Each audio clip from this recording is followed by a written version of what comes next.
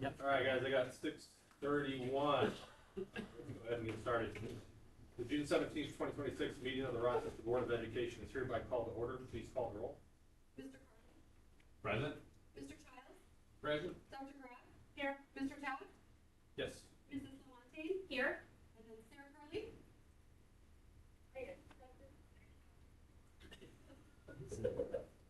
Please stand and face the flag while we recite the Pledge of Allegiance.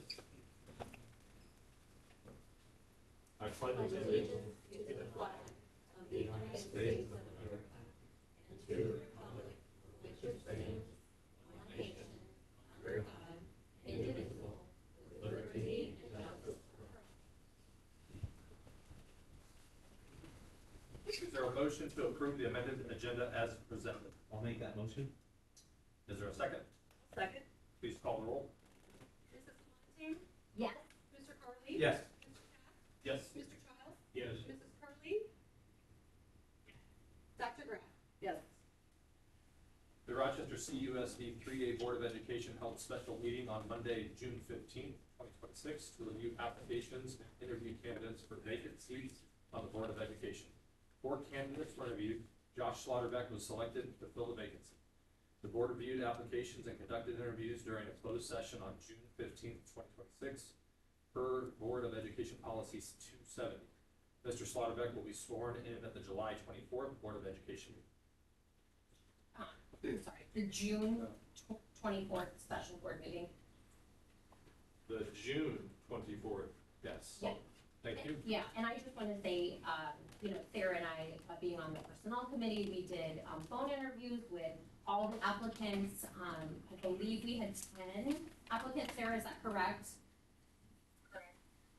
Really, it was great to see. It was refreshing. Really great candidates. It was awesome to see, and just the desire to be involved, and just kind of a testament to our community and how many people out there certainly capable of being board members and have that desire to serve. So we just wanted to say thank you to everyone that did apply. I have a question on the process. Was there a selection process? Was there any vetting? Because as far as we knew, there were 4 names. That's what was on the. Yeah, so Sarah and I, being on the personnel committee, that we did initial interviews with all 10, and there was a vetting process between her and I that went through all 10. Never came through. I didn't know anything about it. Yeah. So all of a sudden there were 4 names out there. So in fairness, I saw. Yeah, so in fairness, I asked the same question because I didn't need to be involved with the interview to narrow down the list, but at the same time, I definitely wanted to know who was all applying, just to make sure we've got good thoughts around everybody that's looking to potentially apply. I saw the 7 list. You guys went through the selection. That's how that process worked. I was glad we all interviewed the 4 candidates that were narrowed down to.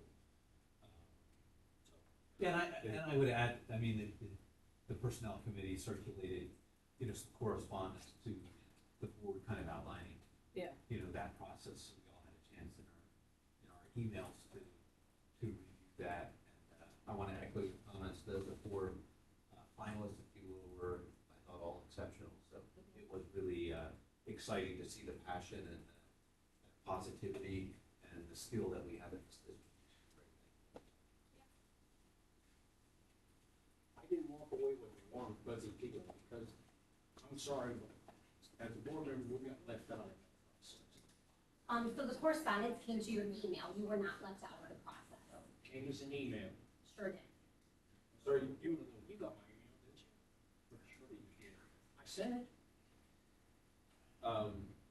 That information doesn't get properly circulated. So you were in the interviews though. What other information? Only the 4 candidates from the other night. That's the Oh, only 4 you I just saw. from the other ones that you didn't see. Where's the other 6? Okay, gotcha. And how were they selected? We were not part of that vetting process. That was your responsibility. And I understand the board can do anything they want. Just about anything. And in some cases, they do. Can you explain some of the bidding processes that you went through? Yeah, so This was transparent to us. so we asked the same questions to all 10 that we asked the 4 finalists. And so those 4 finalists repeated their answers that Sarah and I had already heard. And is there a board policy, because somebody challenged me on it today, is there a board policy describing the bidding process for placing a? So replacing does not have any, that is at board discretion, right? So even interviewing all 10 is above the responsibility that we are held to. I think the key is we take. Talked about it at the May meeting, actually in open session. We did a full board in open session, talked about the process that we as a board wanted to undertake to get to an appointment. And we said that if there was a large number of applicants, that the personnel committee would the first initial review, and honestly, we have more applicants than we expected. With the time, so we would have been there for 6 hours, 5 hours on Monday, and had to be invited all of the applicants.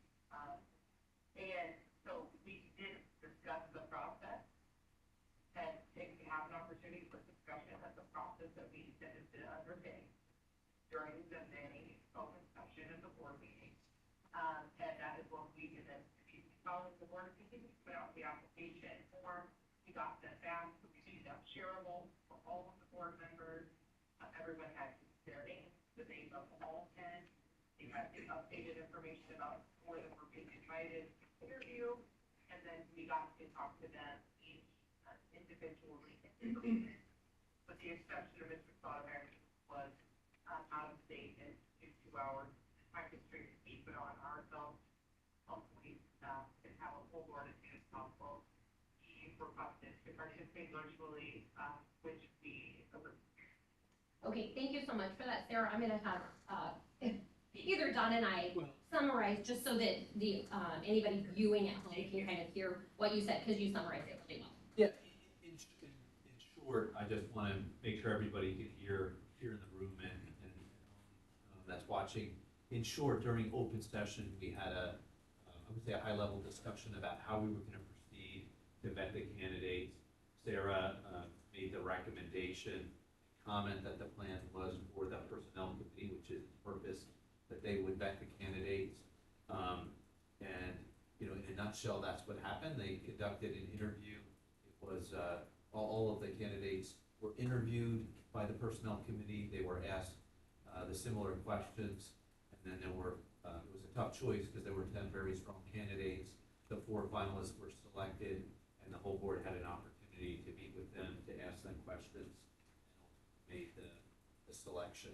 Yeah, and that discussion happened at the May board meeting in open session. It Yes. was. I think I was here, right? You were. Yeah. So you're following the path from the time that we had the interviews, but the concern you're raising is the process to narrow down. Were they honestly embedded? Did we get what we're looking for? From the narrowing down part? Because we were all of us were in the interviews on Mondays, just 2 days ago. It was on the floor. Of the 4. So that's what I'm saying. That process you were fine with. It was the previously narrowed down is what the concern is. The previous concern, yeah. It's how many total do we have? 9? It was 6 that I think those 4 became. correct, yeah.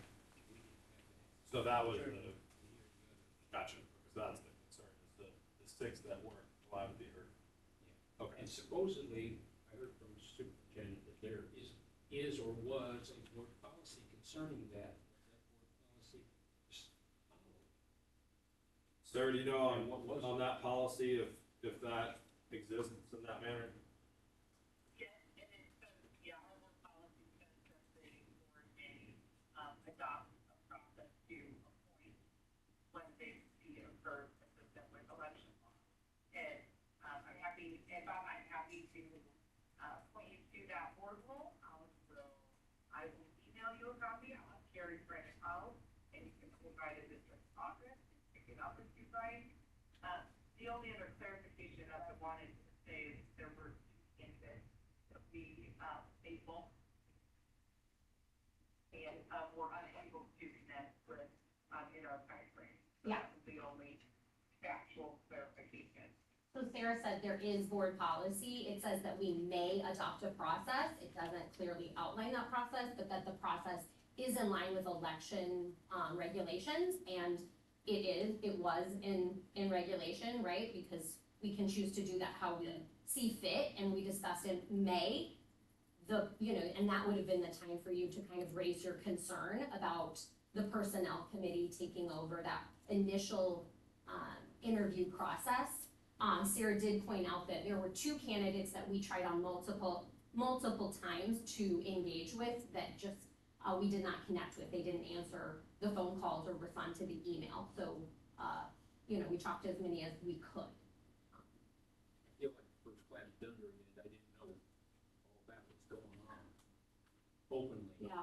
Yeah, I'm not sure how to better help you understand that, since it was talked about in May with all of us in the room, and then there was multiple email correspondence that you were a part of Are as there well. council minutes on that, Karen? I have minutes, but the board policy you're looking for is 427. And I'll send it to you. I'll send you the policy. David, did you have the notes from that? I don't know that we would have discussed in there right now, so it's our meeting on Monday, but. It would just I be just think Monday, in the and you're saying May. No, Monday was when we interviewed people, those four. Yeah, I was asking her if she had minutes from I'm that. just trying to clear up the I confusion. just whatever's. Yeah. I'm one confused too here. Yeah, I'm trying to find the email here, and I know I've seen it. But we'll recirculate that to you so you can see where that communication was. I think. Yeah, the minutes are in our board packet today to be approved shortly. Okay. In the interest of time, are we comfortable moving forward? We will. All right. And as much as there is no further business to come before this board, a motion for adjournment sine die is needed. Is there a motion to adjourn the board sine die? So moved. And this is, I'm so sorry, just for clarification, this is so that we can elect our officers. Correct. Okay. Yep. I will second that motion, and I think Andrea. Yep. Did an initial. All in favor of the motion to adjourn sine die? Aye. Aye. As board member, I call the motion for myself to serve as president pro tem to run the election of officers. Is there a second? I'll second it. If there are no other nominations, I am elected president pro tem by acclamation. The board will now need to appoint a secretary pro tem to certify the election of officers. I call the motion to appoint Andrea Graff as secretary pro tem. If there are no other nominations, I will second that. Andrea is elected secretary pro tem by acclamation. I call for the nominations for the office of board president. I would nominate Sarah Curley to serve as board president. And I will nominate Aaron Tapp.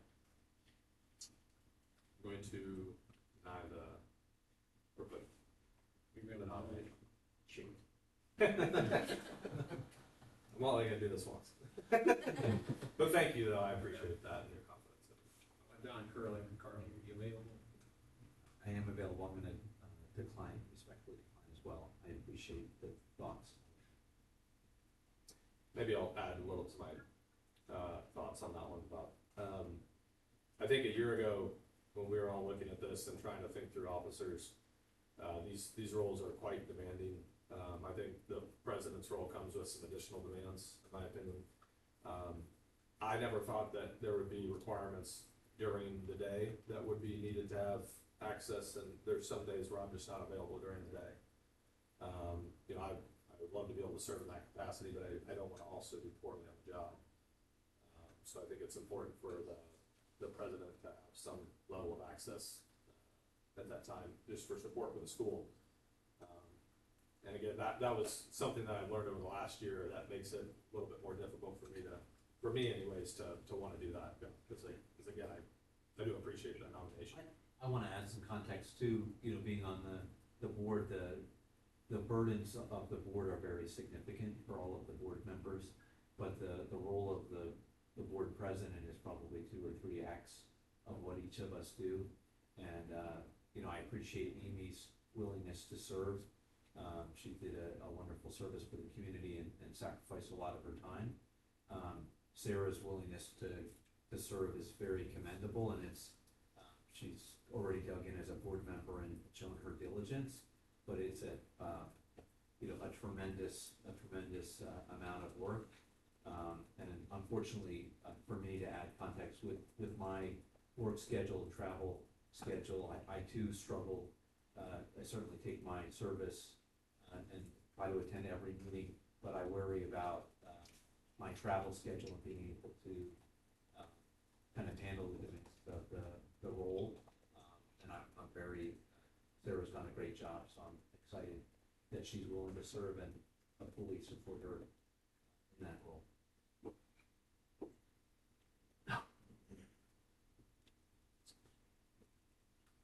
I believe we have a second, right? Did we make We didn't have a second. I made the initial nomination, Is there a second for Sarah Curley? I'll make that. Any other nominations? Right, there's no other, if there's no other nominations, Sarah Curley is elected president by acclamation.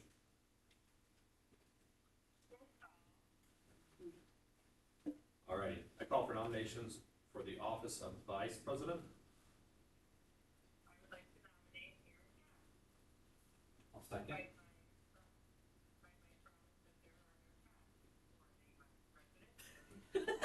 What she said? Yeah. Do it, vice president, except for Run this he's vehicle. gone.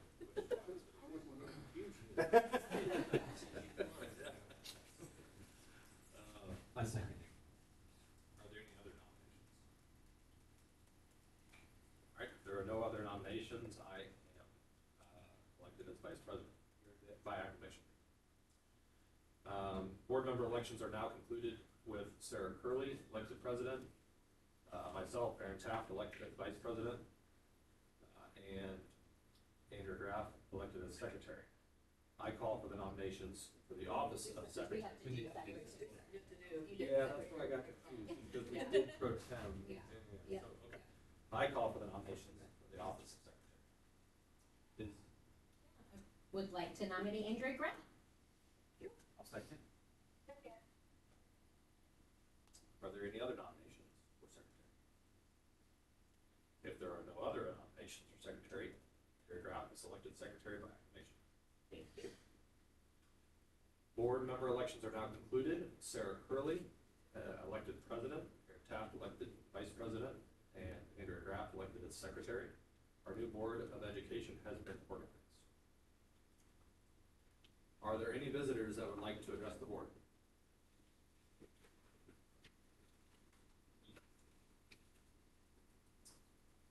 All right, moving to the good news item. Do any of the board members have some good news to share? I think we intended to have. Yeah, we intended to have a whole bunch. Yes, we intended to have some, but weather permitting, we tried to push that. The track athletes will be here in July. Hopefully we'll have better weather. We did not want them out. I think that's the exciting one. All the spring sports, just in general, have done a fantastic job. The Facebook posts on baseball going to 20,000 innings and softball having some barn burners and actually coming out in first is awesome. So I think anytime we get to the tail end of some of these seasons, fall, we saw it, winter we saw it, and now the spring sports has been a ton of fun. And we're pretty blessed to have the community and the kids that participate in extracurriculars that we do in every season. So that's been a ton of fun to watch.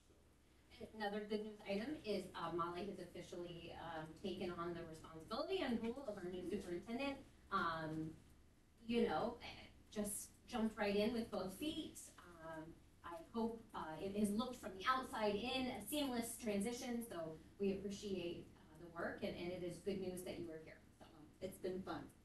Got a great team that keeps me on my toes. It's been wonderful. I guess, another good news item, and I know even from our last couple board meetings, the facility staff here at Rochester with all of the transitions has been, pulling double duty and just, working hard only, on the buildings, the external issues that we've been dealing with, and I know the whole board really appreciates all of the work that the team is doing to make sure that we have a great launch later this summer for our students. So thank you so much.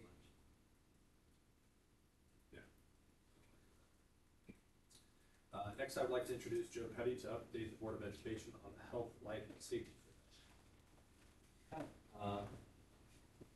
So we're ready to finalize this thing. And we got the final report. Andrea went ahead and did an itemized list. It's kind of a bullet point. This thing kind of put me to sleep. But, yeah, so if you go to the, did we not? I have the itemized list. Oh, you got both out. It's whichever you want to do, Joe. Okay, well, I could do mine overall, but I don't brought my copies, but I didn't pull it on the screen. But That's on It- board spot. Yeah, we have them. They have it in front of We them. have, Oh, okay. Yeah. Good. Yeah. So if we just go down through here, we get them in order, of schools and facilities, EC 1, 2, 3, which we're treating a little bit differently, intermediate, junior high, and Rochester Athletic. I think we even, yeah, we included this facility here too. So as you go through the overall master list, these are the totals that we're coming up with. We have a couple of priority items and you guys are aware of, the controls at the junior high, high school. That's in the process, going to be done this summer. And then the other critical item was the cooler freezer, which was an emergency. And so those are happening this summer. Those are fast tracked. And Joe, we have the LVT in the classrooms and the new cooler for this summer, and then the controls we have during the school year. Okay. Because I didn't know just if they were submitting- needed there quick. Yes. Okay. Yeah, that's fine. That's right. So the classroom, so the lock or the cooler freezer was emergency. The classrooms, kind of emergency at the time, so we bid it. It's out for bid now. You get the bids back Tuesday afternoon. They'll be delivered here and we'll open it publicly. But that work will be done. Yeah. And completed before the end of July. And Heavy, you took some pictures. Joe asked you to take some pictures. Can you Yeah. kind of explain why that was something that came to the forefront needing to be done? The glue Teachers. in just about every room, it was put down with 2 pieces of carpet in the very center of the room. It's just peeled back. We've tried everything to keep it down, but I think there were some moisture issues when we first built that building that probably didn't let it set up great. But the best thing we got is wrestling tape out of my stock, and it does great, but it's still, tape on carpet with kids back and forth in chair. It'll peel up in some places that big. And it's always been a problem, maybe after 5 or 6 years. But we think the solution that we have is going to save us on custodial manpower. It's going to look good, something similar to this. And it's great for the kids. It's easy to clean, no waxing, no stripping. And that's at the intermediate school. This is at the 5th grade. But it's the third grade hallway. It's Third grade, hallway. whole 5th grade. Yeah. It's not As still- the teachers moving. Right. We'll get. And they're all currently getting freshly painted because of all the tearing off posters of the movie and stuff. It just didn't look great, but it's gonna look sharp. Total of 11. Yeah. Every classroom down to one. That's gonna be used as a teacher's lab. just to underscore that, not only is it pretty cost effective and the maintenance, its longevity is probably a little more than we had some rep come out and he said, this is what we use in Lincoln Lanes College, that those guys just wearing out. So that really applies to our kids kind of on the playground and gravel and all kinds of So we'll know the number and be able to initiate emergency, we have to have emergency. That one was not emergency, it was an amendment, and it is something, that the ROE is working with us on, so we can move Go forward. forward. Oh, yeah. Great, thank you. So that's, yeah, those are the items that are critical, and then if you go through the different schools, obviously, my total comes up with a little bit different total, a lot different total, because I still had the work at 2-3 included, Right. and that was And this building. $1,000,001 and this building. And then I also included, when you go to initiate the survey, the 10-year survey, when you initiate it, then there's a spot where that's where you put in the contingencies and the AE fees. So they weren't in here previously, so I put these in here so you know, so the bond people know. So I did, they're on the very end, they're called out at the very end, the contingency. So my number's gonna be different, but I mean, it'll still be the same percentages. And when Steeple was here to present, it was 4.1 million that they were presenting for 3 years. So that's why we did this breakdown, this, a portion of that 10-year survey, we do have 10 years, but we broke it down into the 3-year, what we thought was the most important to get completed. At this point, with no students being at 2-3, it doesn't necessarily fall under health, life, safety. We do have to come up with a plan for that, but we need to focus on the places where our students are going to be. That's why with building as well, we removed the work that needs to be done on it. And we did add the floor for the rack. I'm learning all the acronyms. That is not this building, that's, Over that. so, yes. Yes, I added it. But again, we're pretty certain, we communicate a little bit with the bleacher guy, but the issue with the bleachers is the floor, it doesn't have a compressive strength. So it gives when the rollers go, it compresses, pulls it to the side. So the plan was to remove that rubber sports flooring and put in a high compressive sports flooring. And then the bleachers. You also added the J-wing plumbing. I did add the J-wing, Brad and I met with the guy Henson Robinson out there, walked it, explained to him the issues, not having the valve controls, old piping's brittle, and so it needs some attention. I mean, I know, but it needs some attention, so, yeah, I put money in there for that, for zoning the water, and then running new water lines. The water lines that are buried, we cap them off, run them down the corridor, that way we know if there's an issue, just way better. And those lines are probably so gumped up, lined up. So all the fixtures should function better, less maintenance for these guys. We will need to have Darren do some investigative, demolition, to make sure some of the material's not hot, or if it is hot, we need to address it. And, I just talked to Darren about that, so he's aware of it. So yeah, I did put money in there for Jay, because it needs to be done. And we added that to summer 2027. That's down at the very bottom. And then the rack flooring issue was added to the summer of 2028. So again, we tried to prioritize what would impact it the most. stage curtains, we've been written up for by the ROE inspector. You have to prove that they're fire retardant. And I got a number from several people in Chatham and other schools that recommended this company in Indianapolis. He made me video it, take pictures of any tears. He said he wouldn't touch it because the stuff he would have to do would make it worse possibly. He didn't want to be responsible for it.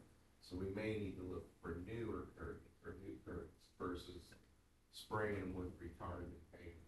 So that's just something that I saw. We've always had luck with the company out east coast. Well, we need to go check and I'll show you what we're talking about. Robert, you know what I'm talking Yep. about. So, There was a window item that was on there that was fixed, and then it said Windows, I think it was from 19, I thought it said 59 years old. I assume it has to be J, unless I. It goes J-wing. Yeah. There's a good chunk of money to replace it all. There's a curtain wall, there's couple curtain wall systems. I think they're the cause of the problem right now. No. Water, that's another. different, okay. The J-wing ones are, they have asbestos around them, Yeah. and when Don't we had think them, Yeah. we put it back in with plexiglass. That's how inefficient the windows are. They're just not good for our energy. Yeah, let's see. The window wall you're talking about that leaks is on the English wing, Yeah, that was another one. and we've had two guys, we both like the same guy looking at it. It's just weird how we can't, it only does it 3 or 4 times out of the year when the wind's blowing at this speed out of the east. It's hard to detect it, but we did catch it that last time, so we've identified really where it's coming. We think we got it. We think we can get that one in the summer. Yeah. We're And working. just generally, any of the, I know we've got kind of a timeline here, but do we feel like we're gonna make sure we try to keep, again, anything out here moisture, like, kind of keep moisture out? Yeah. Like, that's what I get concerned about. And we're doing that, the Hanson Robinson guys, after the air came out, walked here, behind, here, Right. here, over the north side. We don't need to do this one. The guttering work down the 74 wing, it's just old and been beat up. So we want to get that replaced, and then there's some water issues at the Riz that it could be multiple things. Guttering, misdirection of water, and the sealant has failed around the building. So we're planning on doing a water test Thursday, go out there and spray it and see if we can track it, because that's the only way to know. And every vice principal in there has been great, or assistant principal dealing with it. I understand, I mean, they probably put up with too much, so we gotta get this solved. But they've been good. Yeah, those So, are, yeah, we're trying to tick off all those little nagging items. because I know we got a big list, and so it's like, it's not all Yeah. gonna get done this No. summer, but I try to, again, just go back to that prioritization, and try to make sure that we don't have something that's gonna cause us a bigger dollar figure, and we're waiting a year or two, so just continue to work on that. Anything else on the book list?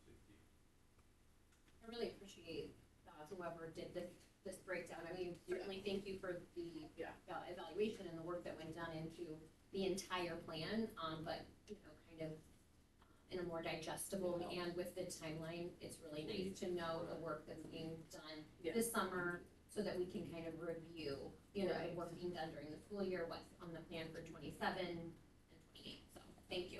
2 weeks in, you got it done. But The one thing, the elementary, we replaced ceiling tile in those 5 classrooms because the humidity over the years has toughed them. There's still hallway work that we need to be done, but we're gonna relamp the lights with LED lights. The walls have been freshly painted, and anything that's gonna into those areas, and it should look really good for them too. So everybody's getting scratched there, having to be forced to be out of their building. And Debbie and I are working on painting, Brad and I are working on Everybody knows the target. painting schedule for the staff so they can see, you know, it may feel like certain grade levels are getting new and pretty this year. Next year it will be another grade. Okay, so a nice rotation is the schedule is created. Yeah, then that way they know. Perfect. The track is noticeably different. Big time. Looks really good. I mean, it's good. The color's different, so it looks navy and matches the end zone. oh, I mean, so, one everybody thing that, that just bothered me, just. yeah, I know, so everybody that we talk to says it looks really good. We're trying to keep the rodents and the animals Oh, down. yeah. That's been an issue. Take it to my farm, so we're all good. The one thing I do wanna just remind maybe the public on is, the J wing, we didn't include on health life safety more broadly, because that was a bigger issue. We had a couple of items that are kind of need near term to address, but there's still lingering items not on health life safety survey for the J-wing that otherwise would have been. Right, upgrade it. So that's gonna be an ongoing discussion, I think, that we're gonna have over the course of the next couple of years, I imagine. So I just wanna make sure that we keep that up there as front and center, so everybody knows that that one's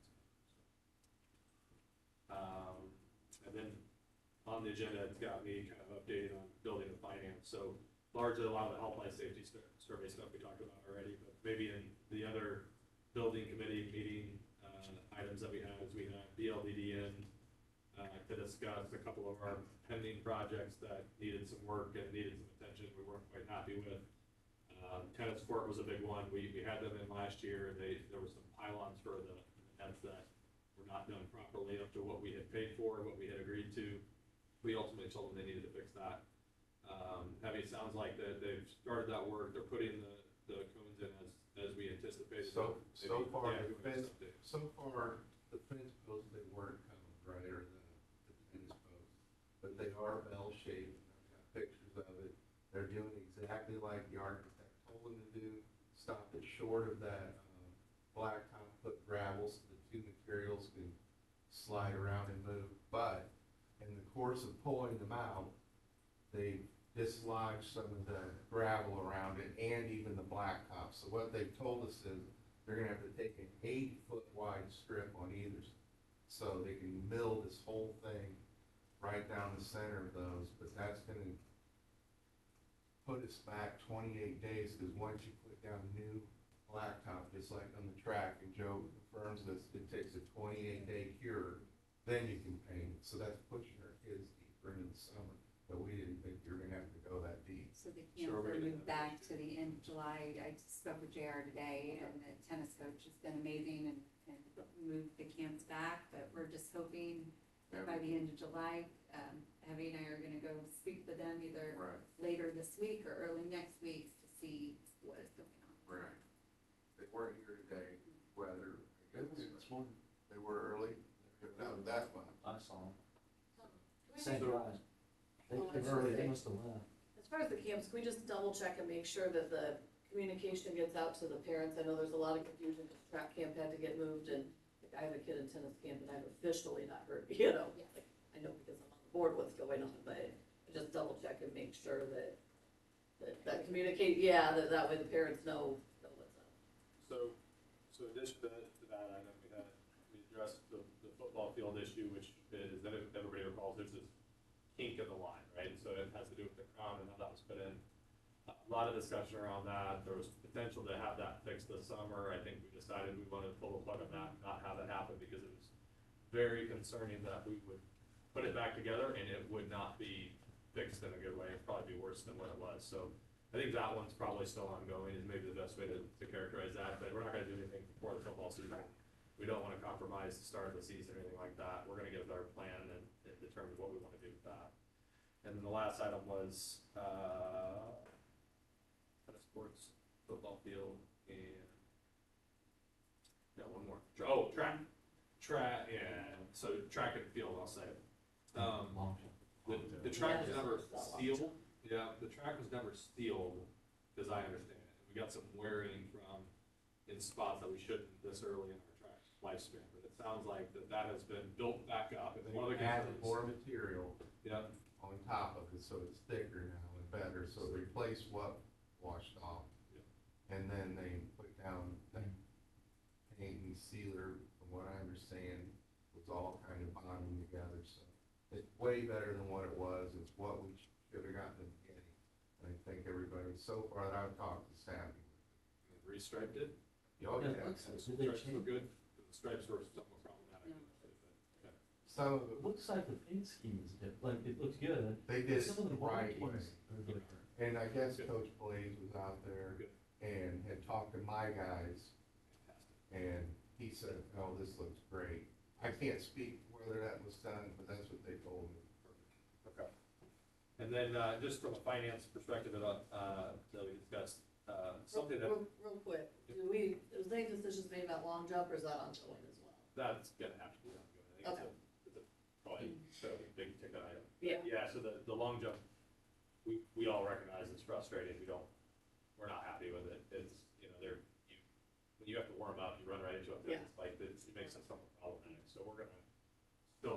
continue to look at what we're gonna do there. Okay, I just wanna make sure everybody knew it was still on the radar and hadn't been forgotten. So, from a finance perspective though, the one thing that came out of that was we were talking through health, life, safety. I was not aware through the bonding of health, life, safety, admittedly, that a couple of things. Number one, the health, life, safety survey came in significantly higher than what I was prepared for when we were, really dialing in, the budget over the next couple of years and like what projections look like. And so I was very concerned with what bonding was gonna look like and that sort of thing and making sure that we had cash flows in there. The thing that I didn't understand, admittedly, was that also comes with a levy. So there is a levy that will happen with that bonding procedure. And so we'll have more about that in the next, I think. Next board meeting, July 15th. In the next board meeting on July 15th. So the public can hear more about that process and what we're looking at for that. Because there will be a levy with that. Again, full transparency there. But again, I think it's important that it allows us to be able to do the work that is required and still be able to balance the budget accordingly and make that happen. So I'll make that point clear. So, anything else on building finance from committee members there? All right. Moving on, the special education procedures assuring the implementation and comprehensive programming for children with disabilities that now is based on first reading. It also is located on our website under Board of Education and Policies. Discussion items there. All right, Mrs. Evans. Oh, Mrs. Sarah, Evans. you talk and then I'll talk louder for you.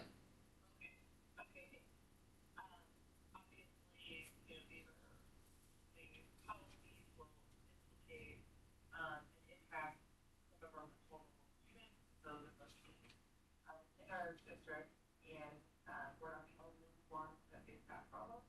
So, a group of lawyers that work got together and put together kind of a best practices for some of the things are, some of the provisions of that packet are already in our board policies and have been updated, legal updates.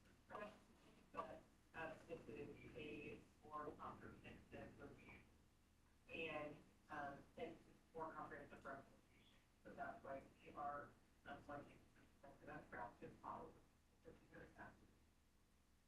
Right, so I don't know if everybody heard, but Sarah just said that what is in this document, some of it is reflected in our board policy, but it's ever changing and ongoing. So, Illinois Association of School Boards worked with the Illinois Council of School Attorneys, and they created this policy document for us. And so, I think probably many schools will be looking to implement and recommend, these procedures. Every school district and every cooperative in the state of Illinois has to do this. Yes. So we're just making sure that we're doing everything. As well. Mrs. Evans, would you like to start the discussion regarding the length of administrative contracts? Absolutely.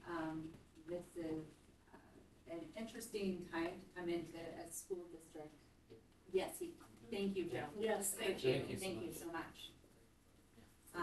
To come into a school district in June, it's a time where, in Rochester, where administrative contracts are either being renewed. We had some new hires of principals and assistant principals at the end of the year.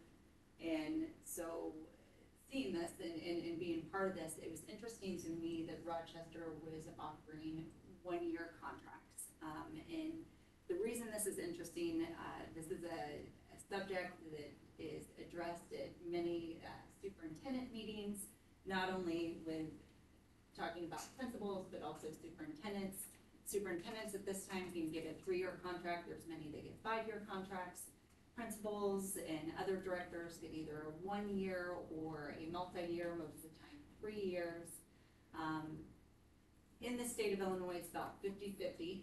where there are individuals that like to offer one-year contracts because that allows boards more flexibility to remove a person if they're not doing exactly what the board or administration would like them to. It also takes out the student growth component, so there's really no evaluation or growth component to make administrators get better, which is a key component that you want to grow people. We found this year that we were losing out to other districts that offered multi-year contracts, and I will tell you, in our region and our ROE, it is 85% multi-year contracts. There is a neighboring district, I'm not gonna name any names, that gives one-year contracts. I will let you know, at my previous district, I was able to get some of those administrators to come our way because they were able to get a multi-year contract. I just feel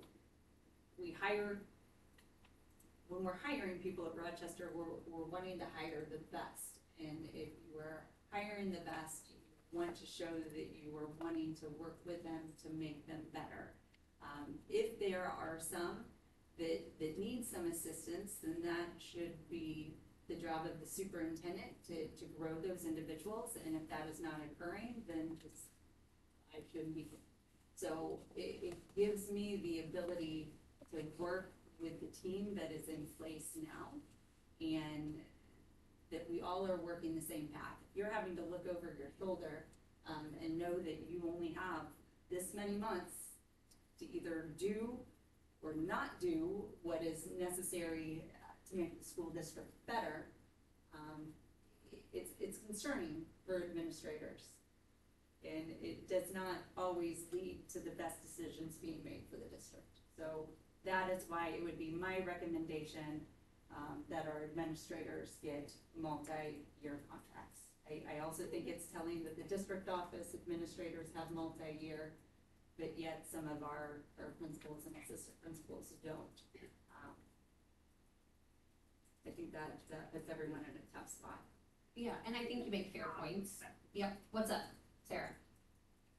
So my question is, what does a multi-year contract to stay as a administrator mean for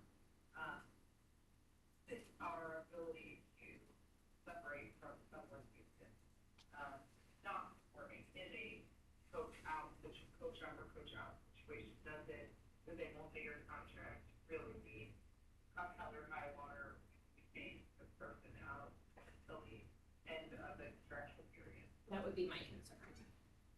Did you want to repeat that? Oh, yeah, so Sarah is just wondering was, with these multi-year contracts, does that protect the district in being able to say, if for some reason we're not performing, we're not coachable, are we tied to paying out these multi-year contracts if we want to separate? We are not, as long as we're showing that we are working with these individuals. If they are not performing well, we put them on a plan, and they either refuse to do it, which is insubordination, or just do not have the wherewithal to do it, then you can release them without paying. So is the public, or some of the concerns, I know whenever I want public spread in the world, that was some of my understanding, is that because of a lack of evaluation of if we follow the evaluation process, an ongoing evaluation that gives our contract the appropriate level of flexibility to attract talent and our only report not being to pay people out dollars. My 2 cents, I think it makes a lot of sense for the 3-year contracts, especially if you've got somebody that's got proven experience, whether that's internal or external, for that matter. For exactly what you're saying is to retain.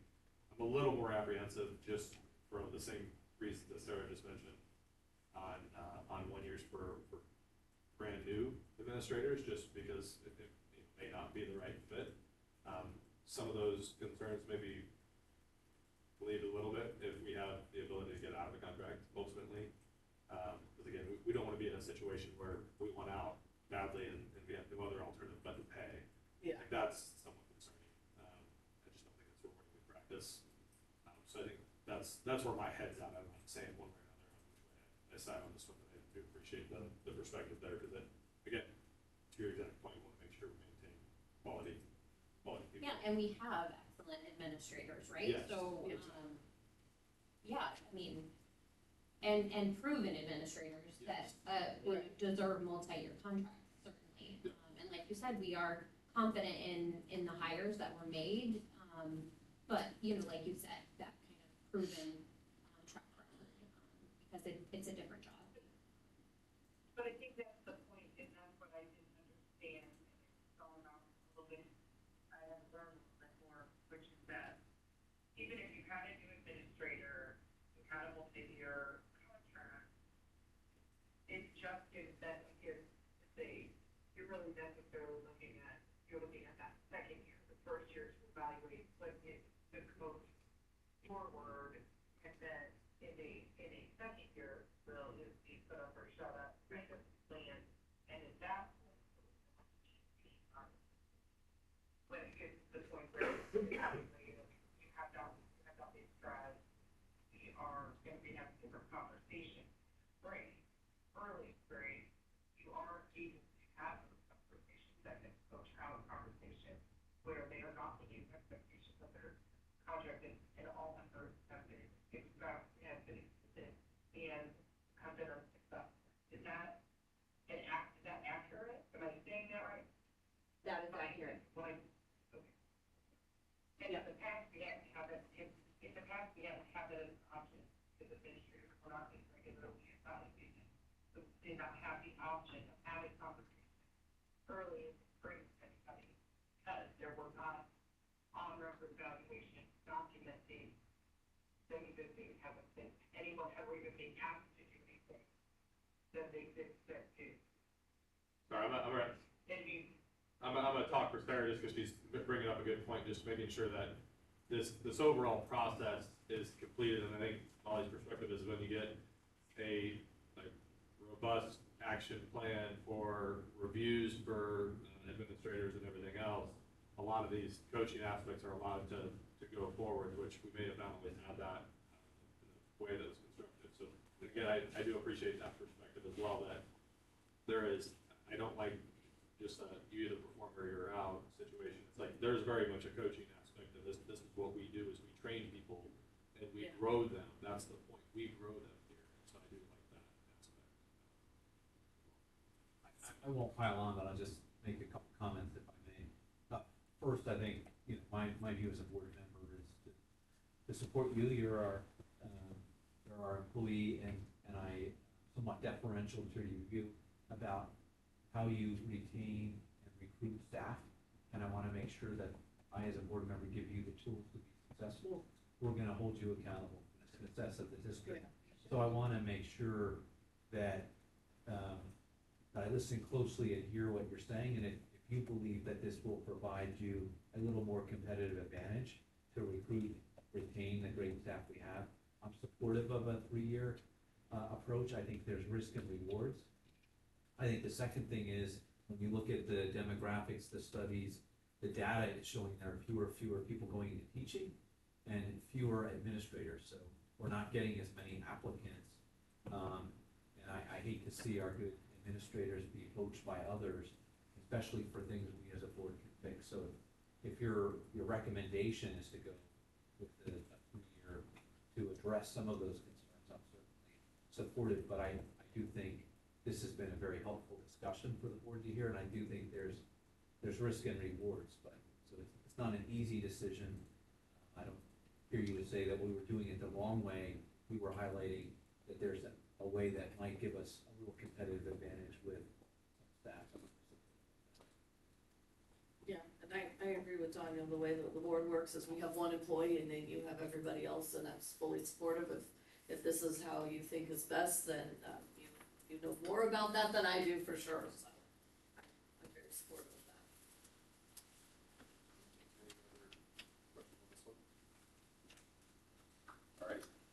are there any questions from the Board of Education on the consent agenda as presented? Is there a motion to approve the consent agenda? I'll make that motion. Is there a second? One second. If there's no further discussion, please call the roll. Mr. Taft? Yes. Mr. Childs? Yes. Mr. Carly? Yes. Dr. Graf? Yes. Mrs. Curley? Yes. Mrs. Lamonte? Yes. Is there a motion to approve the bills, payroll, and treasurer's report? So moved. Is there a second? I'll second it. Please call the roll. Mrs. Lamonte? Yes. Dr. Graf? Yes. Mr. Childs? Yes. Mr. Taft? Yes. Mr. Carly? Yes. Mrs. Curley? Sarah, did you have that? Um,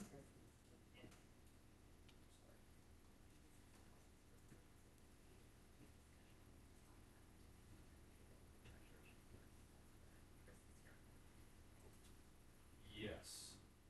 So I need to welcome Mr.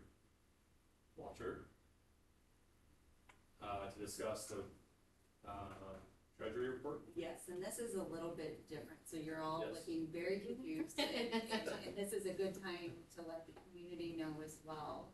So Chris has been appointed, Walter has been appointed as the treasurer by the board.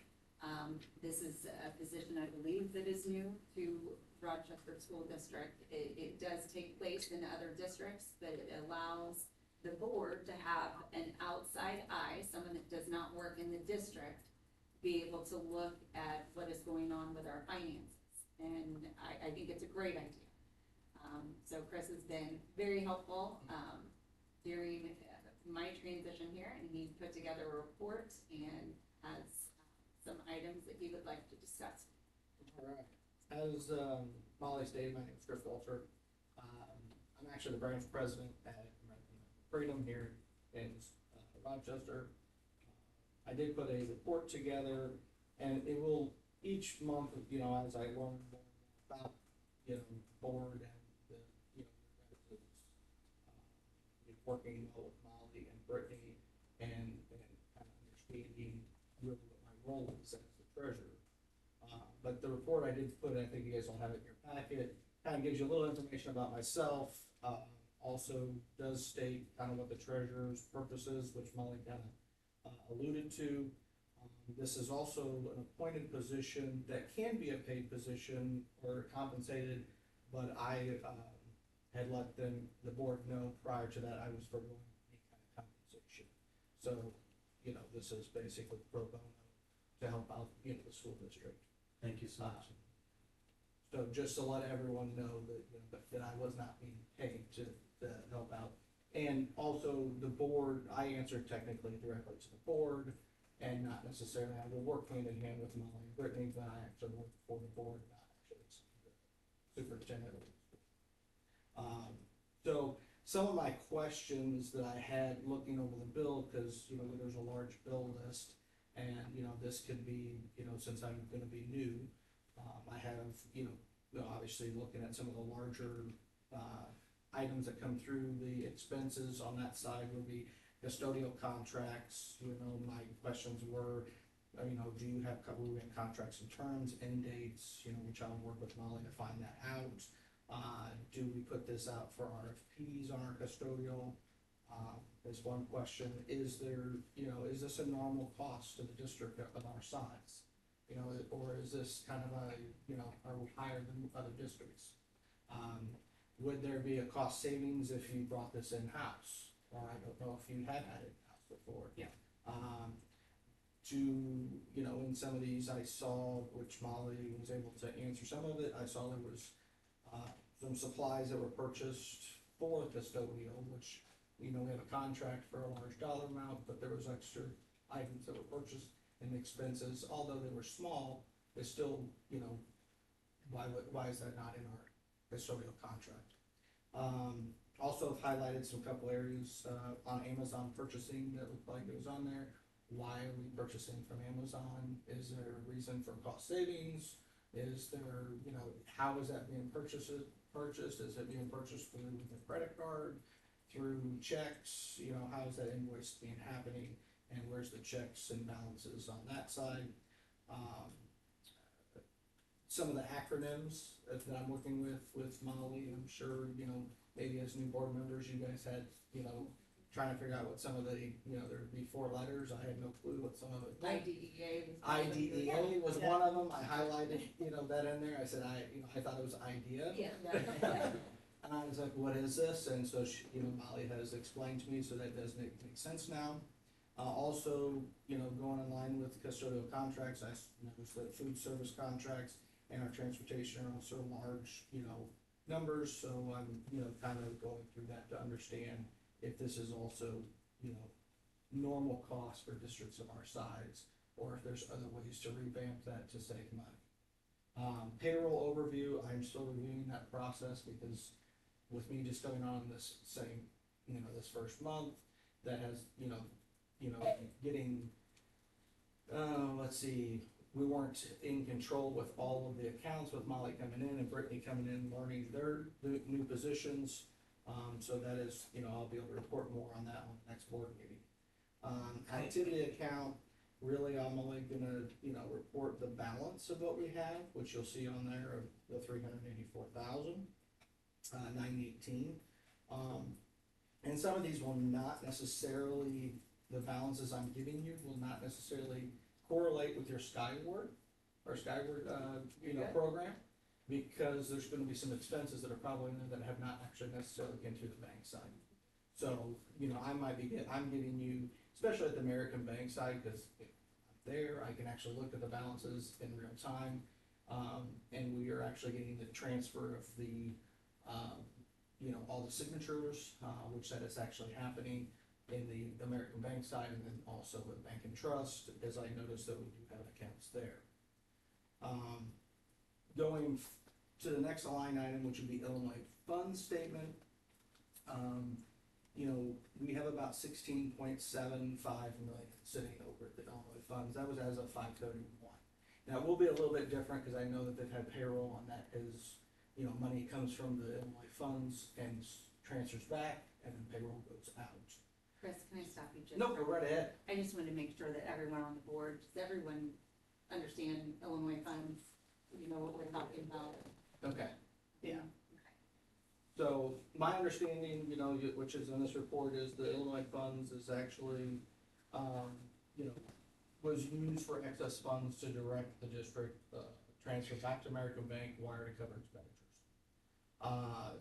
To my knowledge, since I've been in the, at the bank for 10 years, I was here when Bob McDermott was here, and also Dr. Bertrand was here. That was started during their term. Bob McDermott understood the Illinois funds at a better rate because of its complexities. And so, when Molly came to the bank and asked, is there anything else that we can do besides Illinois funds, because it seems to be more complex and a little bit more confusing. And I explained to her that we do have a program, because the original reason why I think it was put into treasury funds was to maximize interest and for security purposes. Because the security of Illinois funds would be based on, the state of Illinois, or put into treasury funds. Which, you're looking at, the state of Illinois. So whether or not that's going to be, I'm not downgrading the state of Illinois, but that, you have to look at it that way also. But the only people that can go into Illinois funds by my research is only municipalities or, public fund entities.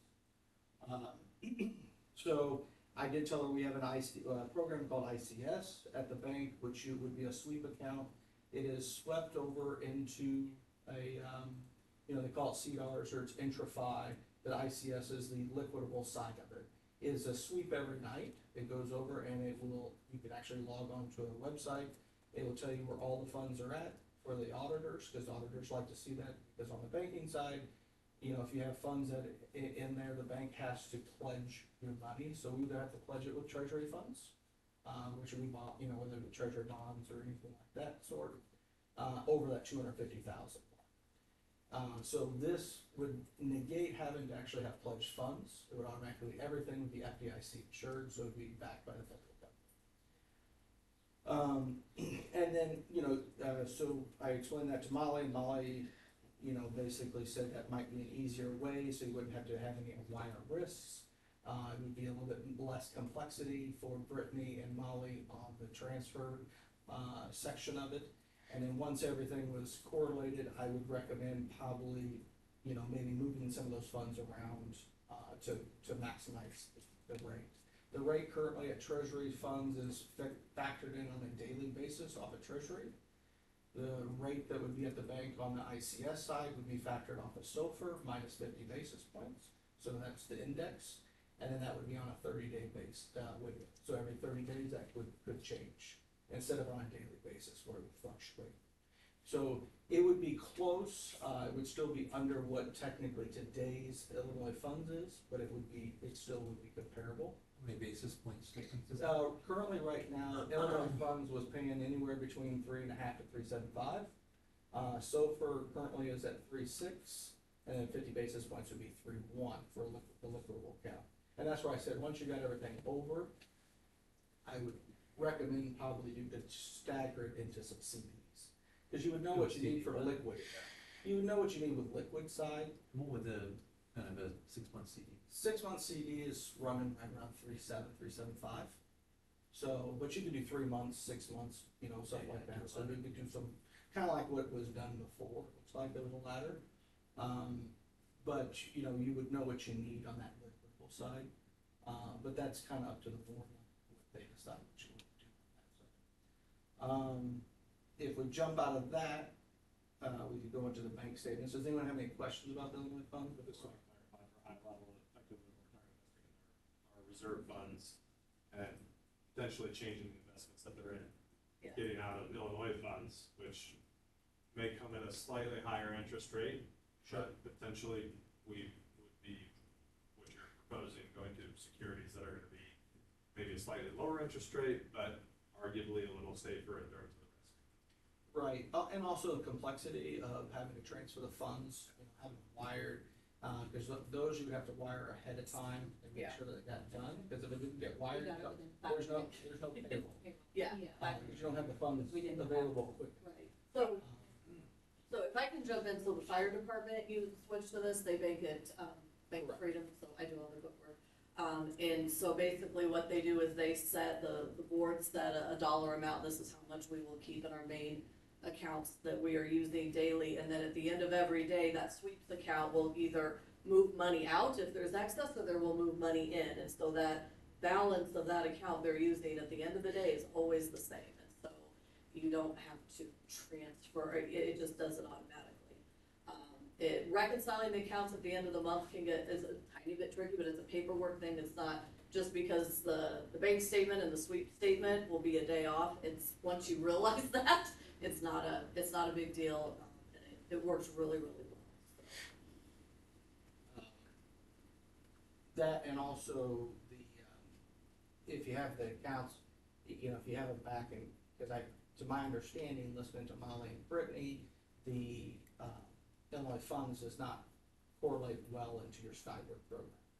So you don't get a full, I've seen some of the spreadsheets that you have received, and some of them kind of look kind of confusing, and because they don't come across as the true picture of what's actually in there based off of your Skyward program. So if you can get everything to talk in there, you might have better reports and better graphs to show kind of where you really are, and instead of but really we're not there because you have to add back in this number over here, and it doesn't correlate properly to your guys' reports. Well, and it's not an either or. No, go ahead. Hi.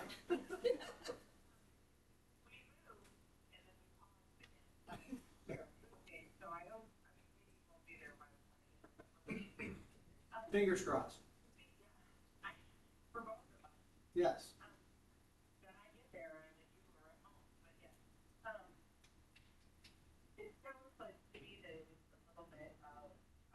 Standardizing the work that we're trying to do here to kind of dummy through some of these things so that if someone were to win the lottery, where everyone out of this person, it would, I would need all of the information, easy to follow. You to pick it up kind of like it's along the lines of a kind of banking or a money SOP, best practice kind of situation. Is that, am I misstating that? Is that accurate or? No, you're correct. It would simplify it because it would be all in one place to one point, and not necessarily over Illinois funds where it takes someone that actually understands that complexity, for the wire back and forth and transfers and understanding how Illinois funds work. And that was a big thing this past time. Molly and Brittany did not have access, and it took a while. And I believe would you have 5 minutes left to make a wire for payroll? How So exciting. that was very stressful for them. And I don't think Molly still has access, but I think Brittany does have access. Yeah. Speaking to Brittany earlier today, and in the last 2 weeks, leading up to the board meeting, I've had many conversations with Molly and conversations with Brittany. So, which I've started to understand a lot more on that side there. The other thing is also risk on your wires, because wires can be risky. Mainly, although it is done at the bank here, there could be cross lines of emails. So if someone were to catch that and there was, they changed wire instructions, those wires could go to a different place, and it would take a while to recoup it, or even if you could recoup it. So, Real quick, if I, we could still have the option to do both. Yes. Like I said, I know the fire department You can does, so if we want the interest rates of Illinois funds, you can leave a chunk in there and then, so. yeah, you can. I would defer to whatever Molly and Brittany, because you guys understand what we're spending money on more. But, that's just, for anyone who has concerns about it, that would be another option too. Right, you don't have to necessarily close the door. Yeah, you could basically just diversify where you go. Yeah. And I just reached out to Bob McDermott to try to understand better, because he was a wizard with figuring out how to maneuver those funds, and he did say that it could be cumbersome, Yeah. or you're not gonna find a Bob, but that if it's both in rates, that it would make more sense to have it in one spot. Yeah. And the other thing that I would say to that is, I lost it. But with having it here, and then Brittany being able to, everyone, the transfer would be easy. But also, Molly did, I think you called several districts just to find, because she did at her previous district, they didn't have the funds. And I know at other districts, she called several of them, and none of them used it for funds. So it's not a common practice for, I guess, in this area. I wasn't familiar with, I understand what Illinois funds is.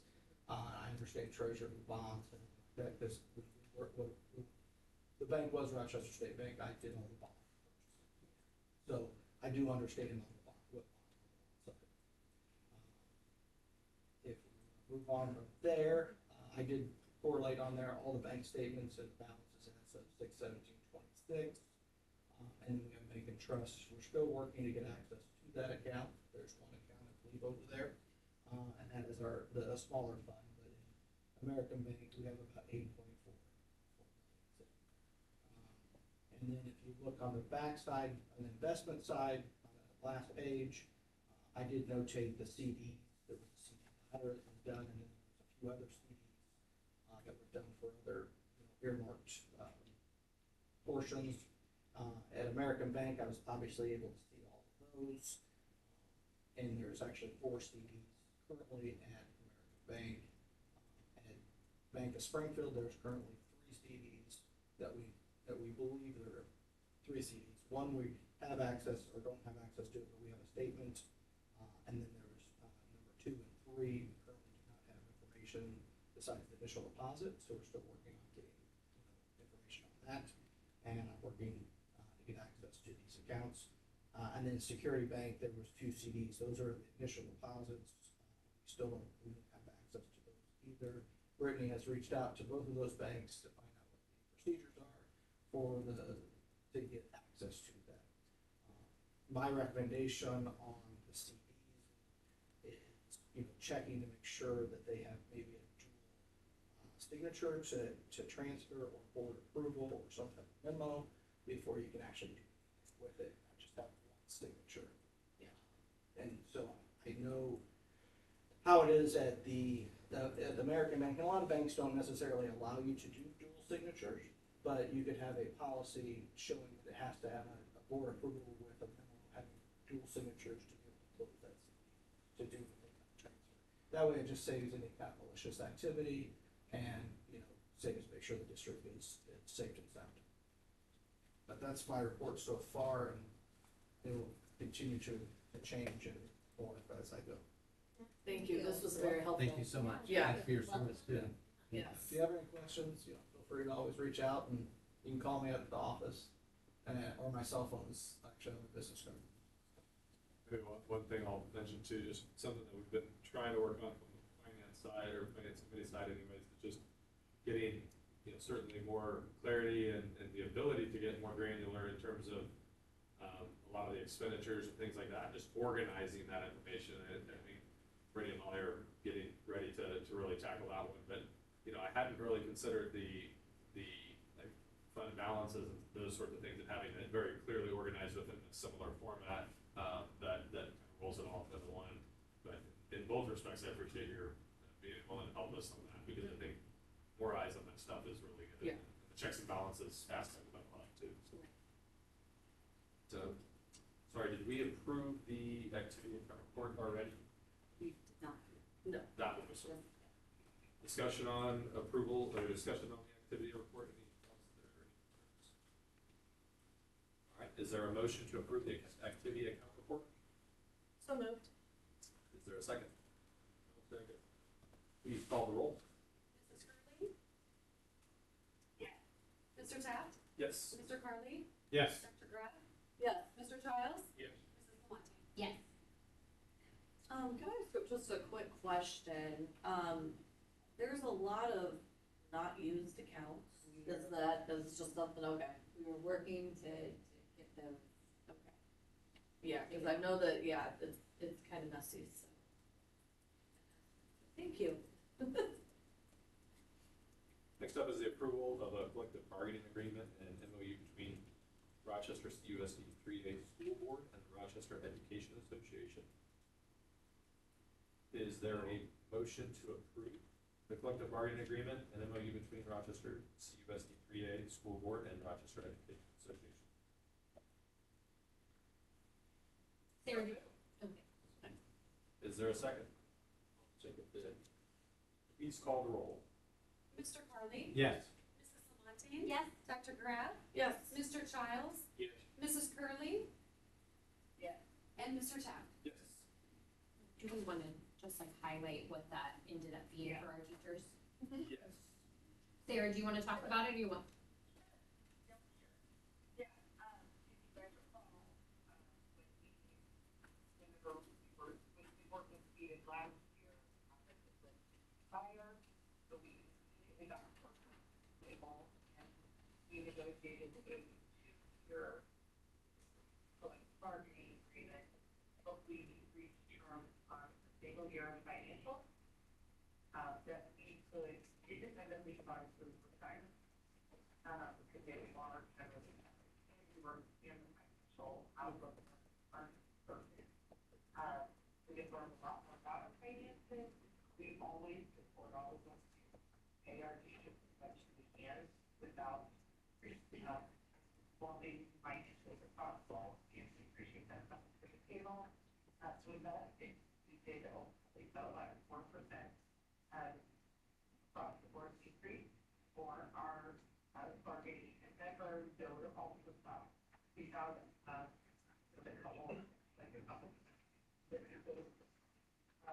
that will be selected. So we just updated the memorandum of understanding, and sorry, the casting card is for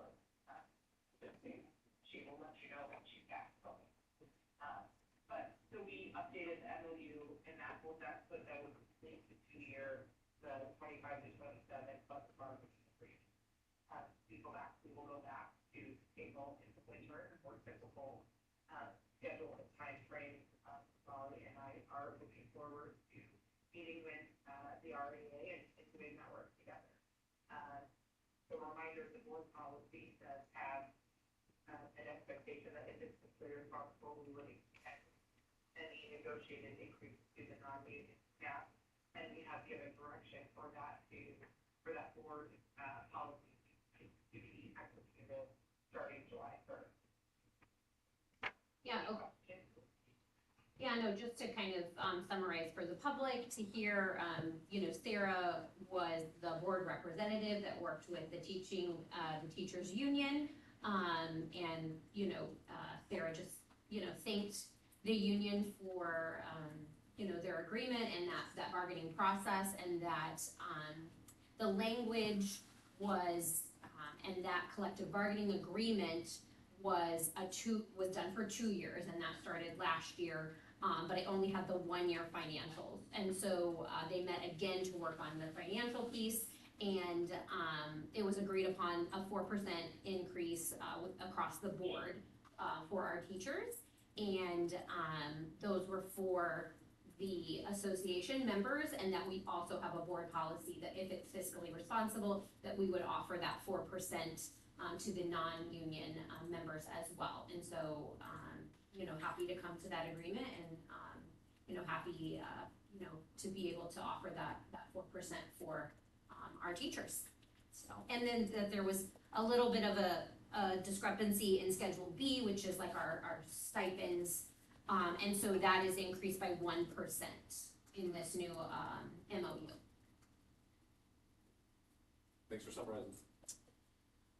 Moving on to 10.4, is there a motion to approve updates and revisions to the Board of Education policies Press Plus 121? Yeah, so moved. Is there a second? Second? Please call the roll. Dr. Grad? Yes. Mr. Taft? Yes. Mrs. Lamontagne? Yes. Mrs. Curley? Yes. Mr. Childs? Yes. Mr. Carly? Yes. And discussion on and possible approval of the 2026-2027 student and extracurricular handbooks.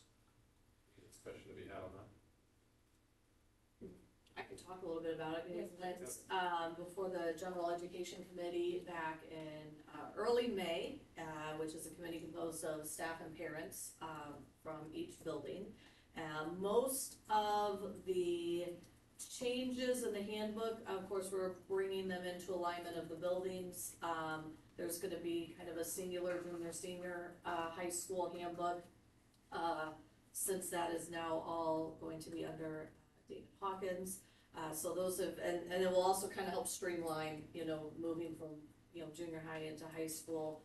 Kind of the same with RES, taking on second grade, third grade going to RIS. The vast majority of the nitty-gritty changes are just, besides cleaning up language, it's just policy changes that are required, that are reflected in the press, changes for board policy. So I don't think there was anything shocking or new to share. But that did, like I said, go through parents and staff, and they all had a chance to give feedback. Sarah, thumbs up, I'm seeing from you. Is there a motion to approve the 2026-2027 student and extracurricular handbooks? So moved. Is there a second? Second. Please call the roll. Mr. Childs? Yes. Mr. Carly? Yes. Mr. Taft? Yes. Mrs. Curley? Yes. Dr. Grad? Yes. Mrs. Lamontagne? Yes. Discussion and approval of amended fee schedule. I think there was only a couple of changes on that schedule, if I recall right, and it's largely just related to the food service piece. Anybody ever had a chance to review that? Any concerns?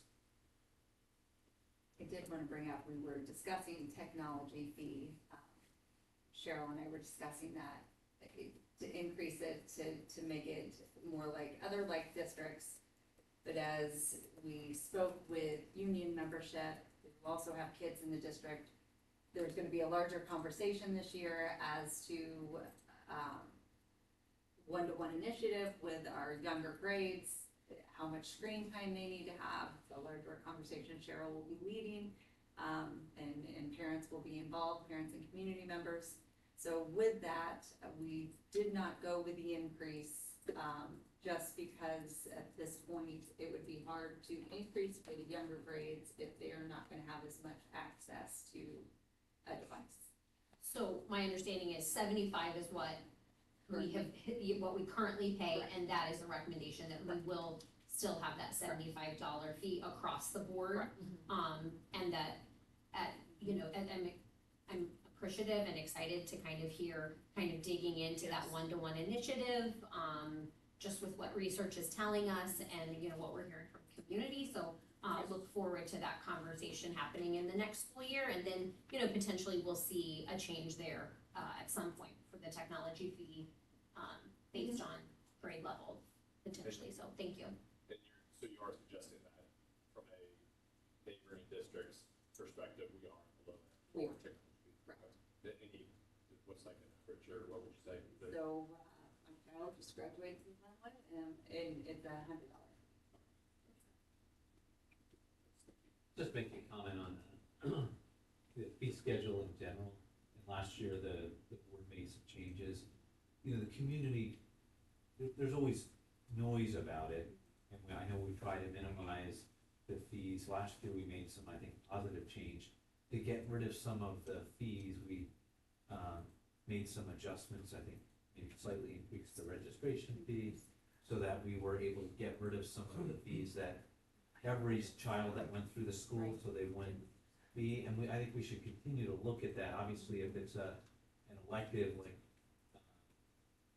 elective science course, and there's a fee that not every student takes that class, that seems to make sense. But if there are fees that every child going through the district will take to kind of aggregate them, if you give clarity to the parents of what that cost would be and what it's for, I think would be very important.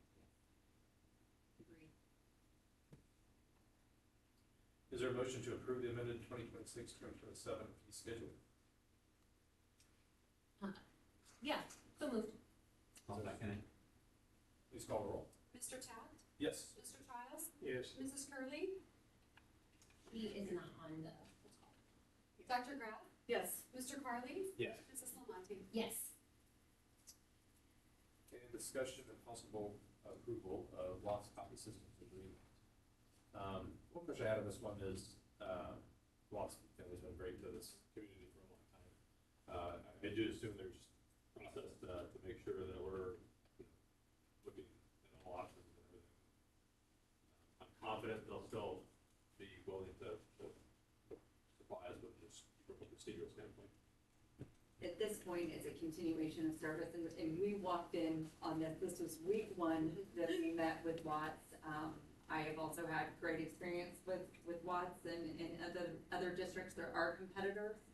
At this point, this was a continuation, so it was not put through a process. This was not an RFP, it was not put out to bid.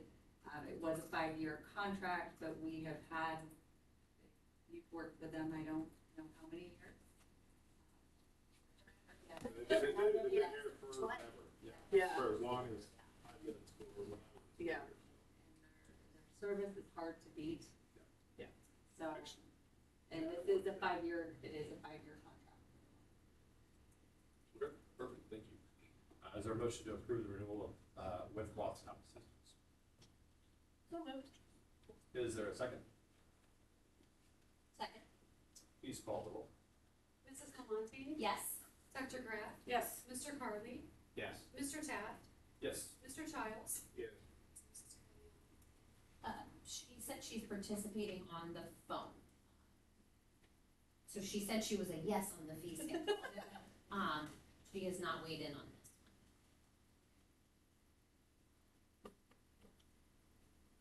All right. Discussion and approval of 10-year health life safety survey. So we've already talked about this one quite a bit. Just anything before we bring this one up. So I know it's something we've been talking about for a number of months, but now that we're here to actually all vote on it, any concerns probably before we split it? other than say, I just appreciate everybody's work on that. That was a big thing, so. I do appreciate this process, in terms of ensuring that there is a set plan to make sure that we are investing in the school so that the infrastructure is in sound condition, so I did appreciate the overall process. I don't know, Aaron, if you have any comments. Obviously the community spent a lot on, building new parts of the school, right? We did a lot of capital improvements to the school. I just want to make sure the community understands that another task that we have from serve on the building committee, that's why I'm asking you, just to explain the purpose of the life safety. I mean, at a high level, it's to maintain our existing systems. But maybe at a high level, just go through that, the purpose and why we need to do this. Yeah, no, it's a great question because, I think we're all taxpayers that invest our money in this school district. And so we want to make sure that the district, this is a process to ensure the board of the district itself is investing in the infrastructure so that our kids have a safe place to go. And that they're not, spending money unwisely, that if there is a level of accountability that the money has to be spent on the facilities to ensure its safety, and that we don't get too far down the road with not investing and having a real problem that would degrade the school to the point it can't be used. And so that was again, I'm never a huge fan of just think about regulation and rules coming from government agencies, but I actually think this is quite appropriate for school districts, especially for boards that may not be experts in buildings and in infrastructure and things like that. And so there's a process to make sure there's some oversight there for us. I think that is a good policy from my perspective, and I think we're seeing it play out here. As for what we're investing in, we want these buildings and these assets to be here for 60, 70, 80 years, and this is a mechanism to help make sure that we are taking care of the facilities to do that. Hopefully, we'll continue on and having a good practice going forward that maybe our health life safety survey isn't as big 10 years from now. But if we do have ancient assets, and we got to make sure that take care of them. Yeah, That's helpful. Thank you. Any other questions on that one? Alrighty, is there a motion to approve the 10-year health life safety survey? I'll make that motion. Is there a second? Second. Please call the roll. Mrs. Curley, Yes. Mr. Childs, Yes. Mrs. Lamontagne, Yes. Dr. Graff, Yes. Mr. Taft, Yes. Mr. Carly. Yes.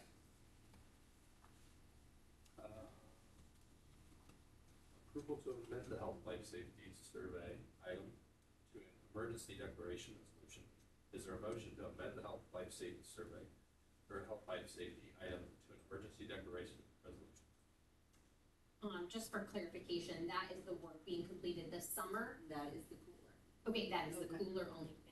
I don't think we had anything on the emergency originally. Correct. Life safety, but then that was the one I pulled in. And the reason we do that, over a certain amount, you have to put projects out to bid.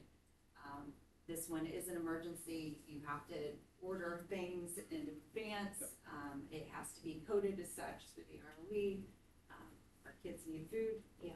And it's to be taken care of properly, so, but that is a process. We can't just say, hey, we wanna cook this one as emergency so we can push work through without it going up for bid. It has to be something that needs to be done in a very quick manner. Thank you. And me. I can make that motion. I'll second. Please call the roll. Mr. Childs, Yes. Mrs. Lamontagne, Yes. Mr. Carly, Yes. Dr. Graff, Yes. Mrs. Curley, Yes. Mr. Taft. Yes. Administrator reports.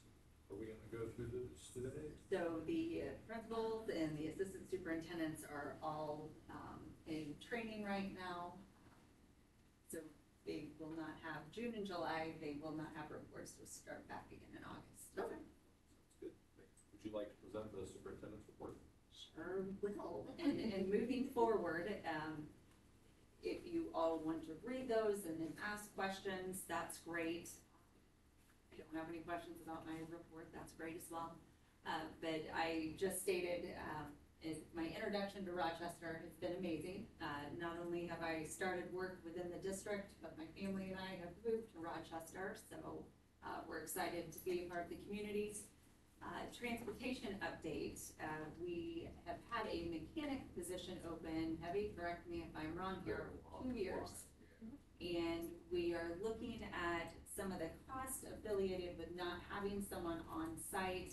Our driver's ed teacher, Ms. Hawkins, had to change windshield wipers when she's out driving students. So there are certain things that we need to have that a mechanic can only do. We do have a candidate that I would like to bring forward in July, but combining 2 positions, the mechanic position and the assistant director for transportation, combining those 2 positions in order to find a person that would take this position. Heavy actually helped me recruit this person, and can't believe that they wanted to work here after driving around Heavy, but they do. So, and this person is well known in the community, has worked as a mechanic for I don't know how many years, but I want to say close to 25 years.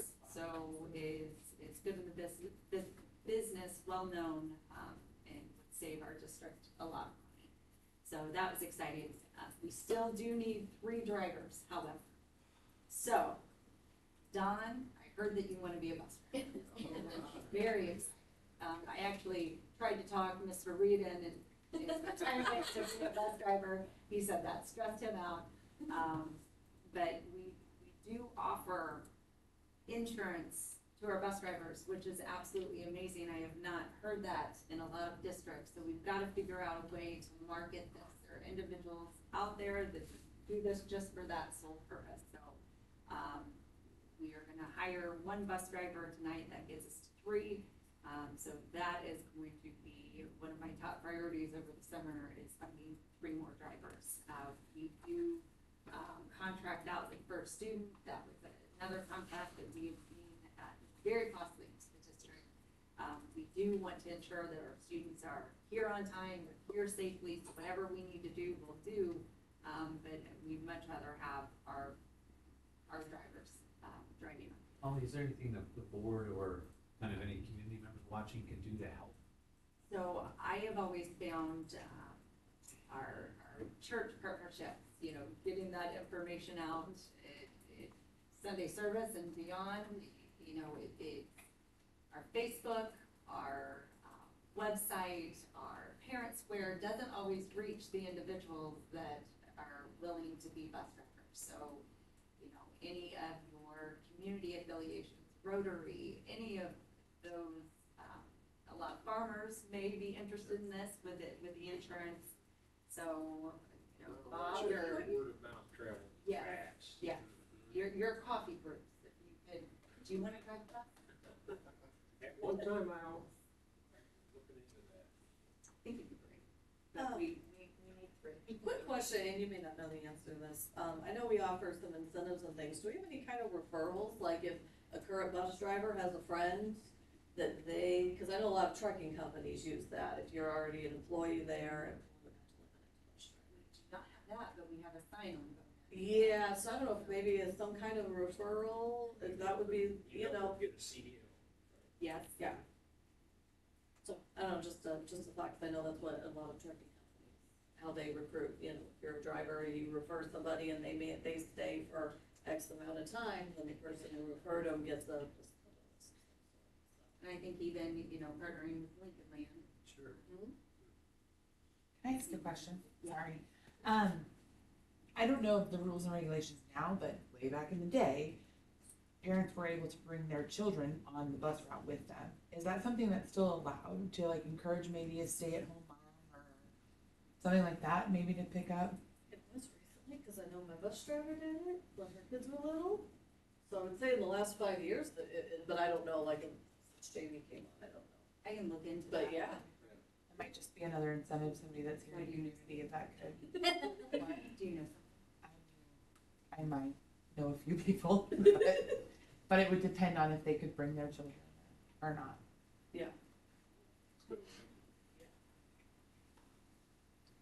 Sarah, did you hear that?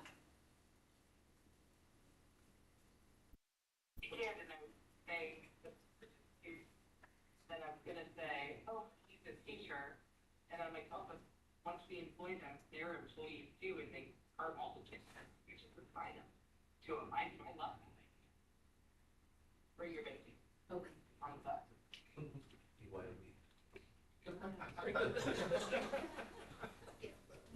Sure, it's out. And we'll, I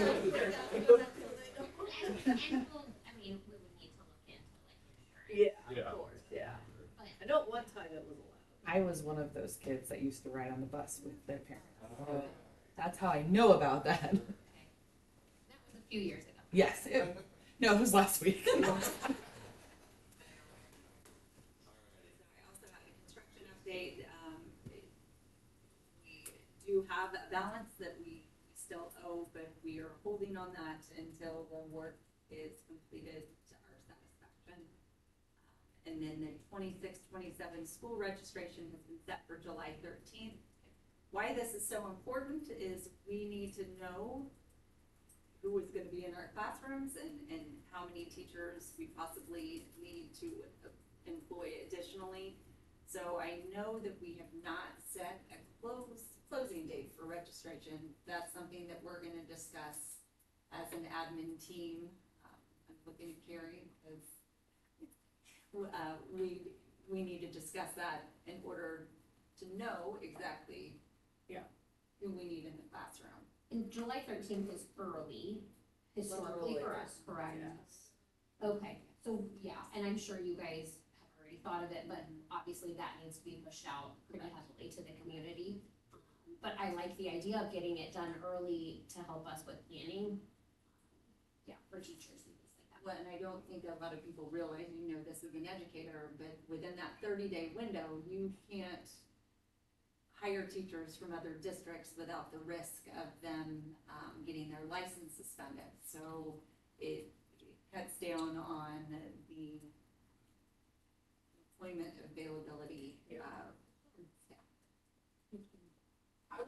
I would like to consider having a table or signage of Sparks in the Park. Is there, right, if we don't have to take money, if people can give the registration information and then pay later, that's a place where, Everything's you know, it's online. not big. Yeah, I think since everything's online. And that would be a little bit too early. Yeah, Yeah. 'cause That's too Because early. it doesn't open. Yeah, but a good outreach opportunity. Yeah, information that registration will be early this year. yeah, And I know it causes some issue when you close it, and then there's families that still need to register, that you have to open up full process. It causes some concern, but we've got to figure out something. I know in a neighboring district, they give you that window. If you don't register your kid, it's not like the kid cannot go to school. Of course, the student's gonna go to school, but it does not allow the student to always get in to the same classes at high school level. There's some ramifications to that.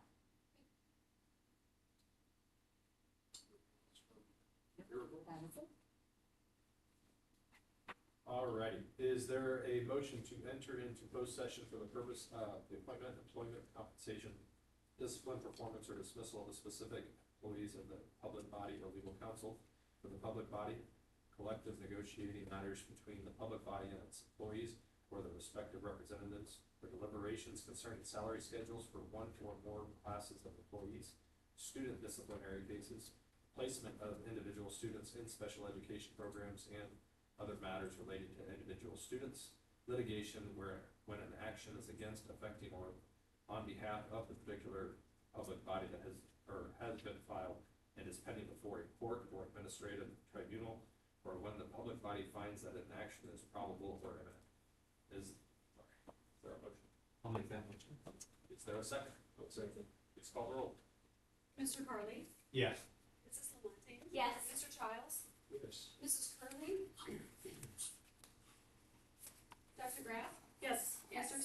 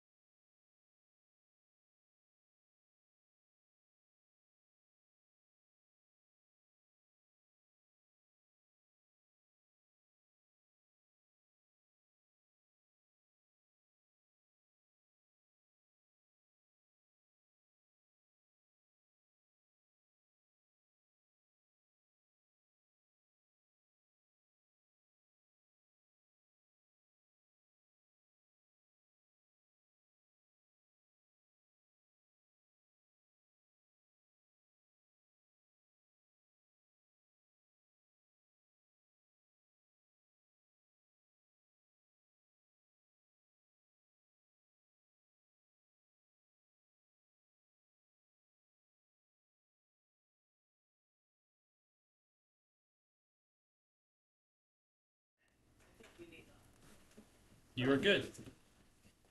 All right, the time being 10:19 on Wednesday, June 17th, we have arisen from closed session. Is there a motion to approve the personnel report as presented, the amended personnel report as presented? So moved. Is there a second? I'll say it again. Please call the roll. Mr. Childs? Yes. Mr. Carly? Yes. Mr. Taft? Yes. Yes. Mrs. Clemente? Yes. Mrs. Curley? Yes, please. Is there a motion to retain lawfully closed meeting minutes as confidential following semi-annual review? I'll make that motion. Is there a second? Second. Please call the roll. Mr. Taft? Yes. Mrs. Clemente? Yes. Mr. Carly? Yes. Dr. Graf? Yes. Mrs. Curley? Yes. Mr. Childs? Is there a motion to approve an adjustment / amendment? What's this one? Oh, to the superintendent contract to allow for a start prior. Oh, yes. I have to have this to get into any of the ISB stuff. Oh, but it's still locked down. oh, got it, yes. Oh, we were just so excited, we forgot to cross the T's and I's. Yep, okay. Is there such a motion? Is there a second? Thank you. Call the roll, please. Mrs. Curley? Yes. Mr. Taft? Yes. Dr. Graf? Yes. Mrs. Clemente? Yes. Mr. Childs? Yes. Mr. Carly? Yes. Same. Thank you. Is there a motion to approve the adjustment amendment to the Director of Business Service, or the Director of Business contract to allow for a start before July 1st? Motion. Second. Thank you. Call the roll, please. Dr. Graf? Yes. Mr. Carly? Yes. Mr. Childs? Mrs. Curley? Yes. Mrs. Clemente? Yes. Mr. Taft? Yes. All right. Is there a motion to approve the contract and agreement with the Rochester Elementary Principal, Adrian Van Fossen? I will make that gladly. Second. I will enthusiastically ask for the roll to be called. Mrs. Clemente? Yes. Mr. Taft? Yes. Mr. Carly? Yes. Mrs. Curley? Yep. Mr. Childs? Dr. Graf? Yes. Excellent. Is there a motion to approve a contract and agreement with the Director of Technology and to allow for the superintendent to hire for that position? Is there a second? Second. Again, with the enthusiasm over here, Mrs. Deaton, please call the roll. Mr. Taft? Yes. Mr. Childs? Mr. Carly? Yes. Dr. Graf? Yes. Mrs. Clemente? Yes. Mrs. Curley? Yes, thank you. All right, on to the administrator director contracts. Oh, the other administrator director contracts. Is there a motion to approve the remaining administrator director contracts that are pending for renewal? Yeah, I'll make that motion. Okay, is there a second? Sure, I'll second. Thank you, please call the roll. Mrs. Curley? Yeah. Mr. Carly? Yes. Dr. Graf? Yes. Mr. Taft? Yes. Mrs. Clemente? Yes. Mr. Childs?